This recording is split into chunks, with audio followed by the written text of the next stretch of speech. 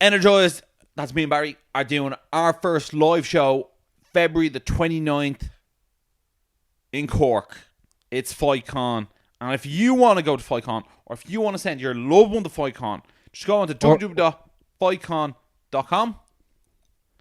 And if you use the discount code EZ10, that will get you €10 off the going rate for a ticket. I think it's like $59.99 for tickets, isn't it? You'll get your tickets for $49.99. Yeah, tickets are... I think 70% sold out. Yeah, that's the thing. Like, the early birds are all gone. Underneath myself, so if you look it down in the comments, I'm going to put a link and put the code in as well. Just so if you look down right now where the subscribe button is, you hit that first.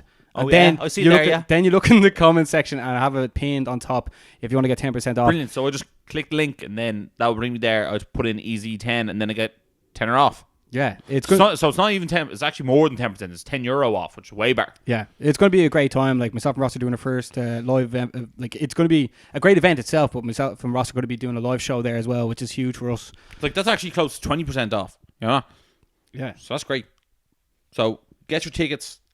Come see the lads. And on that note, FightCon put out an announcement 2 days ago. Frank Mir, two-time UFC heavyweight champion, is going to be at FightCon. Yeah. Barry, what was your first reaction when you heard that Frank Mir is coming to FightCon? I was pretty blown away because the majority of the fighters, or athletes you call them, that are going are from England and Ireland. Aren't they? I think if you take Wonder Boy and Ben Askren. Ben Askren out there, we've actually met everyone else. Yeah. So Frank Mir is like a cool asset to get in there. Also, Paul Daly dropped out and they got Kiefer Crosby in, and I was like, all right, grand, whatever. Yeah. And then I was like, Frank Mir ran me at the last minute. I was like, that's pretty cool. Yeah, I feel like that is a bit of icing on the cake, really. Yeah, well, it was the one person who I've seen fight so many times, and yeah. I just sort of assumed I wasn't going to meet now that he's retired. You know what I mean? Yeah. Well, the thing is, if I was looking at the poster, if I was going to make the poster, you can almost have Frank Mir in the middle on top. Yeah. And then Wonder Boy on one side, Ben Askren on the other side, and then all the sort of Irish fighters around. You know what I mean? That. You know what I mean? Yeah. It is the icing on the cake, really, for the event. Oh no, it's unreal. Yeah. He's actually a legend, isn't he? Yeah, he does his own show as well. His daughter's kicking ass as well these days as well. Is she? I'd say she's an absolute wizard at jiu-jitsu. Yeah. I'm just so interested to see Frank Mir, how big he is. Also, he once beat Brock Lesnar as well. So knee bar. Yeah, I think that was one of the first UFCs that are really stayed up there and watched that late. You know. Yeah, but he also broke Big Nog's arm. Yeah, he's got some serious wins under his belt. I know. You know what I mean? This is a real legend. Yeah, he really is. And yeah. Fortunately, having this extra person at the shows, they're probably going to have to rejig people's times, etc. So therefore, there'll be more opportunities for myself and Ross to sit down with more athletes. Yeah, hopefully we can get one of the guys on the show. Yeah. It'll be absolutely incredible for us. Also, you know Frank Mir is a massive gun nut. Do you know that? As he's mad into guns. Yeah, but loads of people are in America. No, but he'll constantly have 9 weapons on him at all time, guns, knives. He's one of those sort of doomsday preppers. If you actually if you go into YouTube and you type in Brendan Chab with Frank Mir, you'll see it, and he goes through all the weapons he has on him at one time. Hopefully he doesn't get stopped on the way over, being no. Why do you have 7 knives? It's in case someone attacks me. That's his thing. He's you never know what's gonna happen, so I always just carry a load of weapons on him. Yeah, although he's a beast, who's gonna really jump him? Yeah, no, that's Brendan Schaub's argument. It was you're beating 99.9999999% of people in the world in the street fight. Yeah, there's less than probably 20 people who are going to be Frank Mir in a street fight in the world, and there he is with all the weapons. It's just in case. Yeah, is he's still going now in Bellator, isn't he? I think he's sort of fighting for the sake of fighting in Bellator. If you know maybe if he gets the itch, he can jump in. You know? Yeah, he lost to Fedor. No, I think it was. Yeah. Yeah. Yeah, so here, make sure, the link is in the comment section. Make sure to check it out if you want to go. It's going to be in Cork. It's going to be a brilliant night. Brilliant day. You're going to get to meet all these fighters. Going to get pictures. We'll be there. It'll be great to see some of your faces and talk, energize, crack. So, yeah, use the discount code EZ10. And EZ10. Yeah, EZ10. And then it's going to be a great occasion. So, now, I think it's the perfect time to move into the world of mixed martial arts and discuss this weekend's UFC 247. John Jones versus Dominic Reyes. Yeah, this was almost like a controversial fight at the weekend. Where do you want to start? Where do you want to start, man? We might as well start with the title fight, and we'll go further down as we go on. I think there's only really 2 or 3 fights we're going to actually discuss. Yeah, okay. John Jones fought Dominic Reyes. John Jones won by unanimous decision, 48-47, 48-47, 49-46. I think there was a good few takeaways from this fight and this fight card when it comes to mixed martial arts judging. I don't know if you saw, but earlier on in the fight or in the night, Andrea Lee was fighting. You know, the cowboy. Yeah. Cowgirl. Cowgirl. My apologies. Yeah. She was fighting. I can't actually remember who she's fighting. But Joe Rogan and Dominic Cruz were actually calling out when the judge had been like, he's not watching the fight. Your man over there is judging and he's not watching the fight. You know what I mean? Which I think for women's fighting is like even almost more important because definitely percentile-wise, the women go to the judges more often than the men. She lost to Lauren Murphy. Yeah, I think it was a split decision as well. Yeah. So, for the judges not to be watching the fight is not really great for her, you know what I mean? Do your fucking job. Yeah, it's like, you're being paid there to watch the fights, so just watch the fights. Yeah. And also, this is their lives that they have in their hands. Like, I mean, take it a bit fucking seriously, you know? Yeah, definitely. Now, I watched the John Jones fight, right? That's a spoof. I think it's quite obvious. Sort of round 1 went to Reyes, rounds 4 and 5 went to Jones. I think the biggest discrepancy is who thought people won round 2 and who thought people won round 3. Yeah, that's agreed now. I think that's the general consensus. That's rounds 2 and 3 are where people thought Reyes won the fight or where people thought Jones won the fight, or 1 round each. Yeah, exactly. I sort of watched it and went, it was very, very tight. Reyes came forward quite a lot. He threw a lot of kicks at John Jones. Everything from Reyes came from the left-hand side. It was the left straight and the left kick. With Jones, he actually slipped a lot of punches. And I think for a lot of people who are watching the fight, it's almost like when you're watching Floyd Mayweather. The other person's throwing loads and you're like, he must be doing all right. And then if you actually watch it in like sort of slow motion, he doesn't actually land that much. Yeah. I personally thought I'd probably give the fight to John Jones. I thought Reyes won sort of the first minute and a half of both rounds 2 and 3, but I thought Jones actually won sort of the last 3 minutes of both rounds. So I probably would have scored round 3 to Jones, round 4 to Jones, and round 5 to Jones. But if someone scored it for Reyes, I'm okay with that as well. Yeah. You see, the thing is, when I watched it back, because I knew Reyes lost and so many people were going against Jones, I was like, right, I'm going to watch the fight from Dominic Reyes' angle. Yeah. You know what I mean? So people don't get that. Usually, like, say if someone's fighting, you really like them, you're going to watch what they're doing more rather than what the other person's doing. It's just the way it is, because you can't keep your eyes on both of them. You're looking for your person to win the fight. Yeah. You're looking for the reason to back your guy. When I watched it back and people were like, John Jones, like, Reyes was robbed, I was like, oh shit. So then I watched it. I actually watched it and I thought Reyes won the first, I thought Reyes won the second, and the third one was the more iffy one. I think Errol Helwani agrees with me and you on that. Brett Okamoto actually said he thought that the second round was different, but I think it was obvious. Reyes won the first round. I think Reyes won the second round, and then the third one was a bit of a flip of a coin.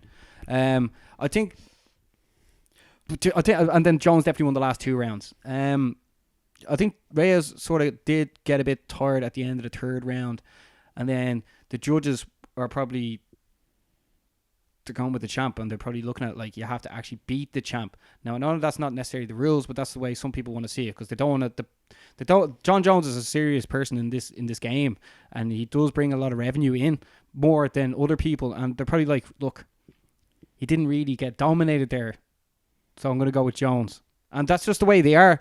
I thought Reyes won 3-2, but as Ross said, he thinks John Jones won 3-2.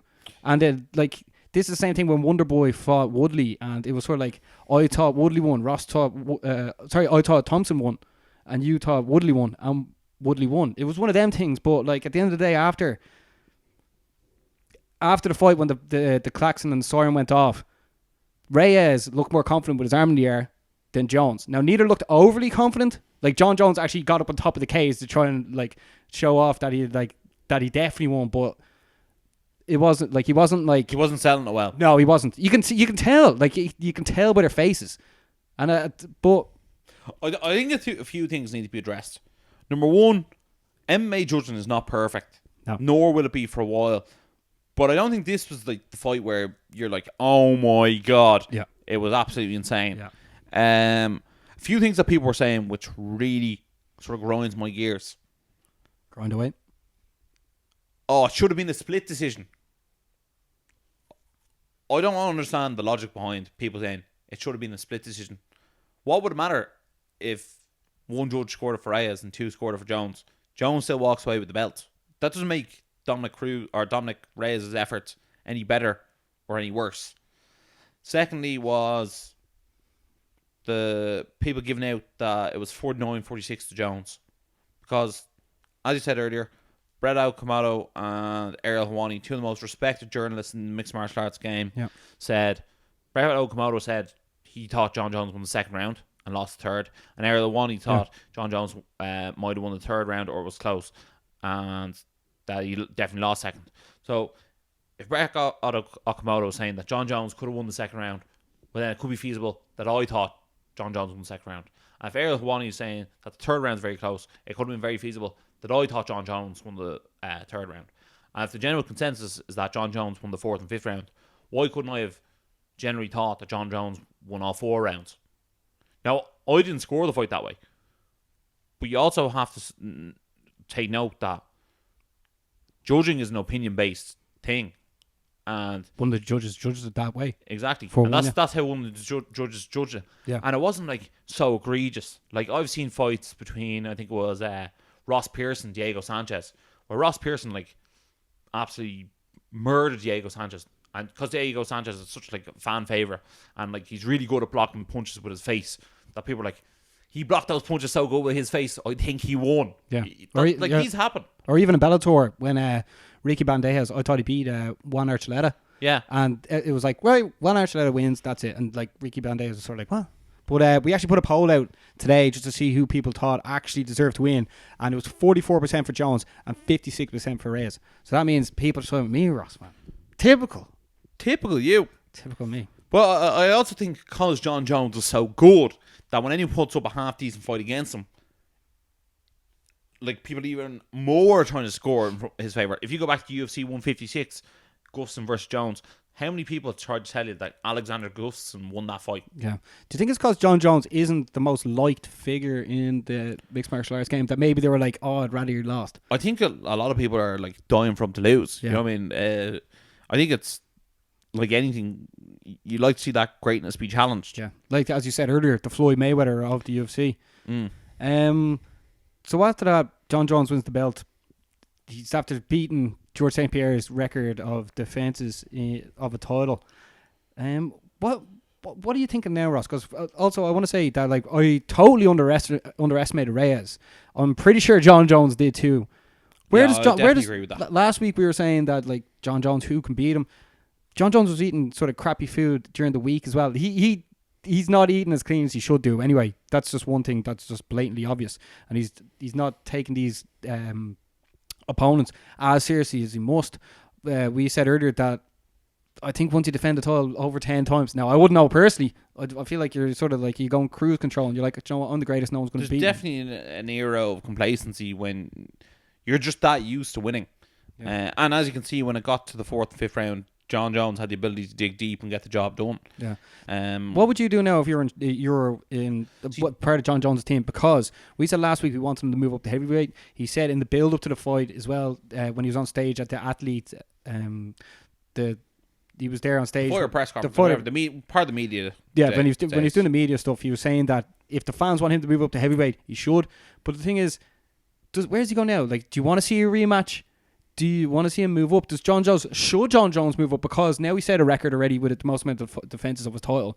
Does he need to be challenged and be like, right, now the bullshit is gone. I need to go in here and like really focus, you know, because that's what we're saying now. He doesn't come across as he has the 100% focus, and therefore he could be lackadaisical and then lose maybe against Jan Blachowicz or Corey Anderson that are fighting this weekend. The way I look at it is, he almost has 5 options in front of him, and he could pick whichever one he wanted, and he'd probably get away with it.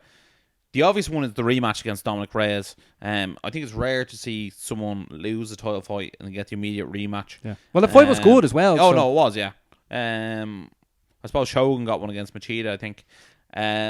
Also, he could easily fight the winner of this weekend's fight, Jan Blachowicz versus Corey Anderson. I don't think anyone's clamouring to see that. I don't think John Jones will be able to get himself any more up for that one than he was up for this one. Israel Adesanya is always an option. He could do a super fight against him if he can beat Yoel Romero. Another option could be to move up and fight UFC heavyweight champion Stipe Miocic. No one would deny John Jones that. Or he could fight Daniel Cormier. That fight, I feel like, is always there. It's a bit like who's Conor McGregor going to fight next. Until he does the Nate Diaz trilogy, that fight is always going to be there. Yeah. They're sort of his options, and he can do any of them. He could also just move up to heavyweight and just fight another heavyweight to test himself. Yeah. So what? If I had to give a prediction, yeah, the people tuning in now to hear what we have to say. I think he'll fight Dominic Reyes in a rematch. I think that's the best business move for John Jones. After watching him fight there, I don't think heavyweight's exactly his best move at the moment. Well, I think he should probably move up, just because I know you don't think that now, but I think if I was him, I'd want to go up and become hungry again and know that it's not going to 100% be my way. You know what I mean? I'm fighting bigger people. That's what I just think, because who'd you like to see him fight a heavyweight? Maybe someone like Alistair Overeem. That could work, yeah. He's a legend in the game. But he almost needs to fight for a title straight away. So Miocic maybe, because I actually sort of favour him against Miocic. Miocic will take that. Yeah, but I almost don't favour him against someone like Ngannou. Yeah, somebody's just scary. I'm like, oh, I don't know. Also, you look at John Jones against Derek Lewis. I almost favour Derek Lewis, because Derek Lewis is afraid of absolutely nothing that John Jones has, and he just wants to land that big punch on him. Yeah, but Derek Lewis didn't get any fans over the weekend as well. He defeated Ilir Latifi by decision.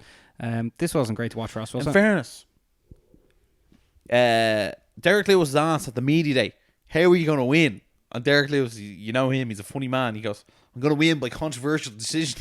Yeah. Did you see him doing all the flying knees? He looked the best. The fight itself wasn't great, but he looked the most athletic that he's ever been. Yeah, for a big man, he can move, can't he? Yeah. Also, in the co-main event, Valentina Shevchenko defended the title by TKO against Caitlin Chukagian in the third round. Ross, what a dominant performance from Valentina. Even Halle Berry was proud of her. Halle Berry. Let's be honest. No one was surprised with this. No. Shevchenko could be the most dominant champion in the UFC. I've no idea who UFC is going to actually throw in there against next. Maybe Joanne Calderwood or someone. Oh, yeah, supposedly that's next. Yeah, but Scotland's on. At the end of the day, I think that's another lamb to the slaughter, really. Shevchenko, they don't call her the bullet for nothing. They don't. She actually went shooting guns in the build to it. Were you impressed with Tafa? Yeah, Tafa beat I think it was a first round knockout. Yeah, it was. He smashed him. He did smash him. Did your mate Mursad Bektik win? No, he lost. Very Bektik-y. Yeah, and shout out to James Krause, who lost by decision, but came in on the day's notice as well. Yeah, he was there cornering someone. I'm actually not even too sure who he was cornering. And Trevin Giles, who was from Houston, Texas, his opponent pulled out, and James Krause went, I'll fight him. And he also won $50,000 bonus for the night, which is brilliant stuff. Yeah. So this weekend, it's UFC Rio Rondo, and it's being headlined by Corey Anderson against Jan Blachowicz. The winner of this is definitely the next person in line for well, they're calling out John Jones. Yeah. The winner of this, whoever gets on the mic, they've been like, John Bones Jones. Yeah. To be honest, this card does not look great at all. Although Lando Venata against Yancy Medeiros could be a good scrap. Could be fight of the year, that one. Those two love a good scrap. Yeah. I think also down the card is in one of the prelims is Nathaniel Ward versus John Dodson. And Nathaniel Ward is called the prospect. He looked very, very good. He's undefeated in his UFC career. So I'm very much so looking forward to see him fight. Is there anyone else that sort of springs to mind? Jim Miller. And also Jim Miller fighting again. Yeah, and also Diego Sanchez. Your man Michael Pereira. He's the fellow who does all the capoeira in the ring. Yeah. So that first Diego Sanchez should be war. This could be a very good night of fights. Yeah, but name recognition is not great. Great to watch the next day. Yeah. But Ross, Corey Anderson against Jan Blachowicz. Who are you expecting to win this? I think Corey Anderson's is very good at wrestling. I think he'll be able to wrestle him for the entire fight. All right. I'm thinking Jan Blachowicz for this one anyway. By knockout. Yeah. Speaking of knockouts as well, bare knuckle fighting is on this weekend as well. Hector Lombard's making his debut against David the Cowboy Mundell. Okay, PEDs are allowed for this, so who are you expecting for this? Did they actually say that, or that's just what you're assuming? It just is like there are no rules except no kicking. I just expect Lombard to win because he's an absolute monster, and I have no idea who Dave Mundell is. Yeah. Just before we same here, like Hector Lombard. Before we wrap up the show, we're just going to bring up some news about Bellator Dublin.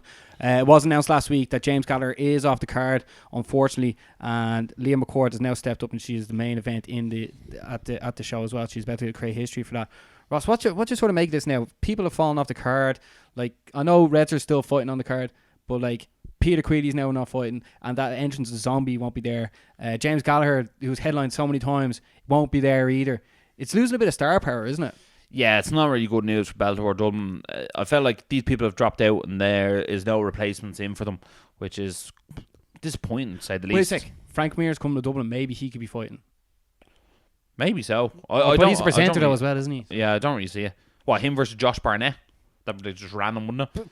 Brilliant. It needs something. It needs some injection. Because like, were you surprised Liam McCourt was made main event? Yes and no. Firstly, she's getting a massive push, and I feel like she's only two more wins, and she's in there against Cyborg, or it's maybe even this one, or Bud. Who knows? But it was sort of like, was Kiefer the right man to put as the headliner? I don't think it's hard. Redger hasn't been on the main card, so you can't even do that. It's hard to really say, to be honest. Unless they throw over another American talent at it, they could always throw an American talent, or maybe get a Paul Daly in there. Yeah, but they could. Yeah, but they might have been afraid of people leaving early. Remember? Yeah, it happened with King Mo, wasn't it? It's very hard to say. It is, isn't it? Look, they're trying to strap a rocket ship to Lee McCourt and fly with that. Yeah. They're like, right, she's a good-looking girl. She's in Cyborg's division. Cyborg has already posted, been like, great to have her, or she did an interview and she was like, great to see Leah headlines, great to see the featherweight women's division. No, fair play to her. Yeah.